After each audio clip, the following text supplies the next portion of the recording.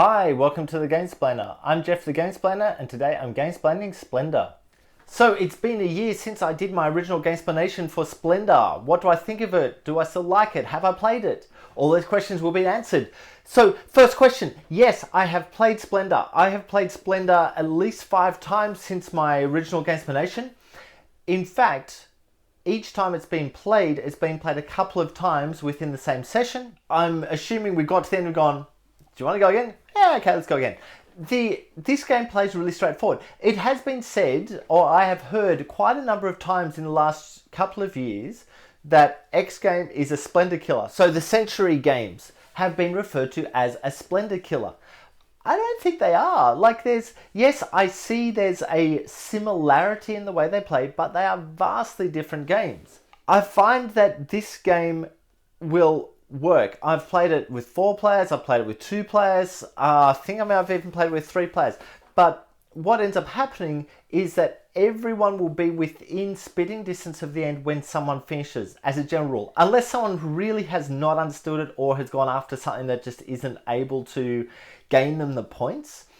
I've tried this game at many different wavelengths of going after a whole bunch of the cheat cards and trying to get as many of them as possible to make suddenly the expensive cards really easy, or I've gone after the expensive cards early and got them eventually, and I've come through at a realistically close spot to first within that spitting distance of finishing at the same time, if not finishing first. Anyway, there is an expansion on Splendor. I actually don't think that it's 100% worthwhile. I have the expansion, I've played with the expansion, I've put them in, but generally I'm just going, you know what, I couldn't be bothered using the expansion. Within that expansion, there's a couple of different elements or different ways of playing, different things that you can add to it. And that's all they are, is just adding stuff to the game. They're not really changing the game enough to make it a worthwhile thing. Yeah, I'm not a huge fan of the expansion on this one.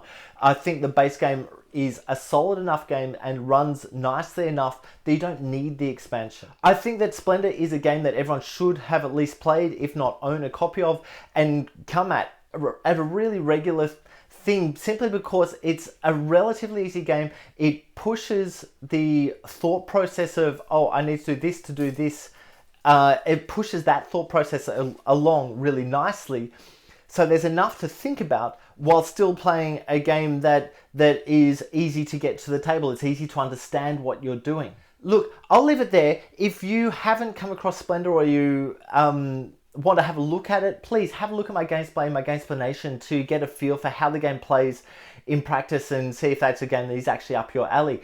If you have any games that you would like to be gamesplaying, please shoot me an email at thegamesplainer@gmail.com. Follow me on Instagram and Twitter at thegamesplainer to keep up to date with the games that I'm playing. Subscribe to my videos to keep up to date with the games that I'm gamesplaining. And until next time, enjoy gaming.